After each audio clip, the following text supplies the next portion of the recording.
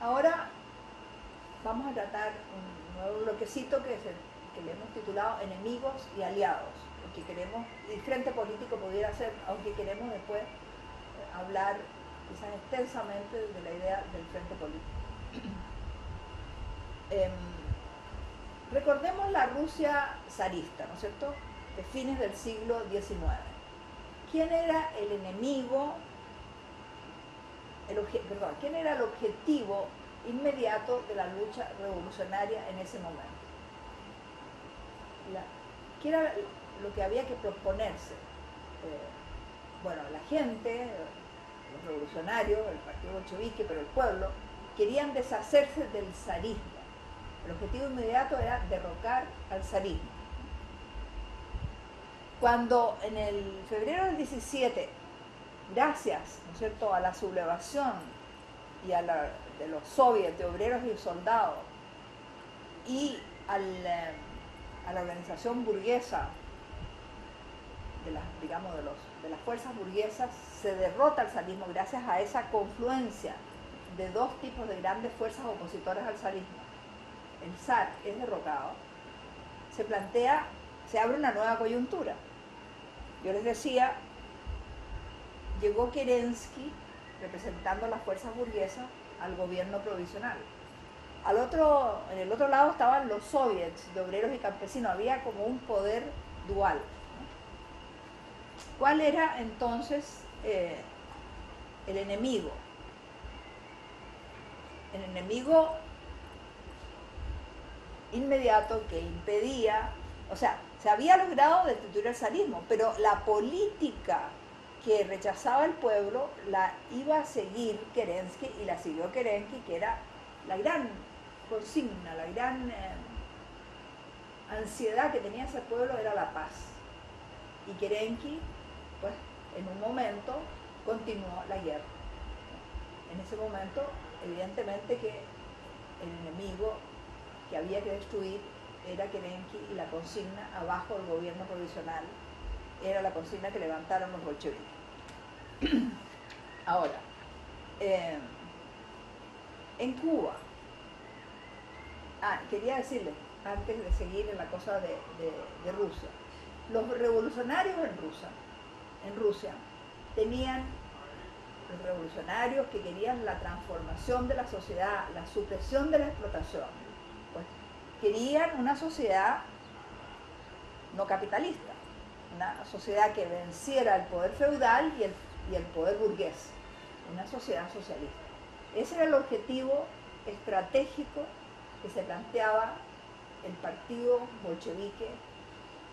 Ahora, el objetivo inmediato, el principal obstáculo que impedía llegar a ese objetivo era el zarismo. Entonces, el enemigo inmediato en la primera etapa de la revolución fue el zarismo. En la segunda etapa de la revolución fue Kerensky, porque era el que impedía que los soviets de obreros y campesinos llegaran al poder. Y fíjese usted, en el caso de Kerensky nosotros vemos dos tácticas. Una primera táctica fue no levantar la consigna bajo el gobierno provisional, sino dedicarse a hacer un trabajo de conciencia, de concientizar a la gente en la fábrica, a los soldados, de las características de Kerensky, para que ese apoyo inicial se transformase en repudio una vez que Kerensky desenmascarara sus intereses. Y así fue. De la táctica entonces de educación y concientización y no levantar la consigna, hasta luego que se desenmascara, ahora sí, la táctica es levantar la consigna bajo el gobierno provisional y organizarse para derrocarlo, ¿no? En el caso de Cuba, ¿cuál era el enemigo estratégico?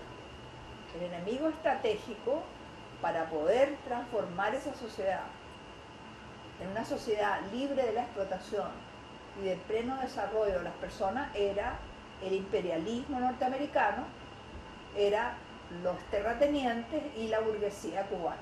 Esos eran los enemigos estratégicos de los revolucionarios. Pero, en concreto, el enemigo inmediato que se plantea a la lucha revolucionaria cuando Fidel, ¿no es cierto?, surge como líder, es Batista. Batista es el principal obstáculo que impide avanzar a los revolucionarios.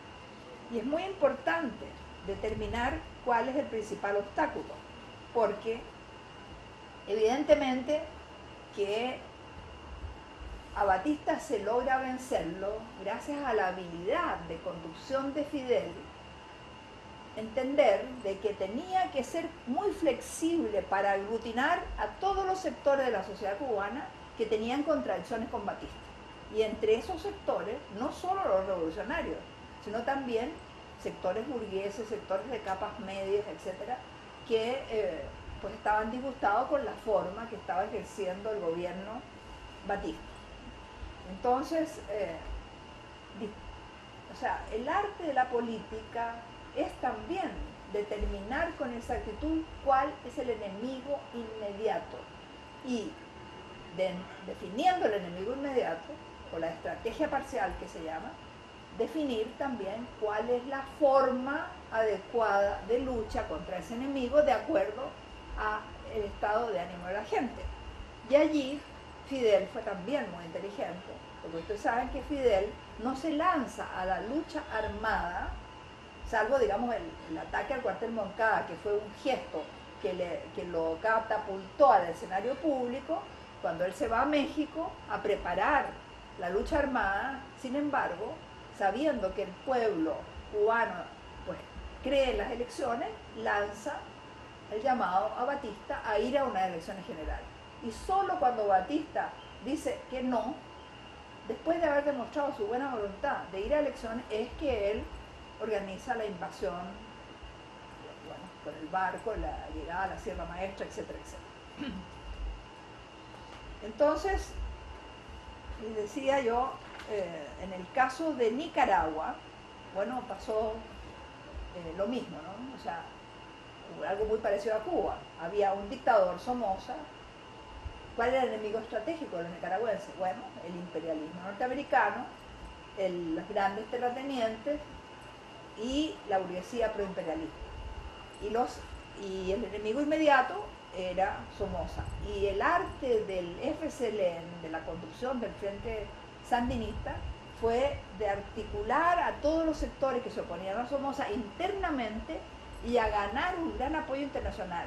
Fue extraordinario porque ya en la época de Nicaragua el imperialismo estaba alertado. En el caso de Cuba, bueno, hay gente como Regis Debré que dice que de alguna manera fue una sorpresa y por lo tanto pudo triunfar en el primer inicio Fidel y su gente sin tener la oposición de los norteamericanos. Pero ya después de eso, ya no iba a haber otra sorpresa. Entonces los sandinistas tuvieron que trabajar sabiendo que tenían la interferencia de los norteamericanos y que necesitaban ganarse apoyo internacional. Y de hecho tuvieron el apoyo de los países de Europa, del propio Carlos Andrés Pérez en Venezuela, etc. Entonces, la gran lección es que tenemos que ser capaces de definir bien quién es el enemigo inmediato.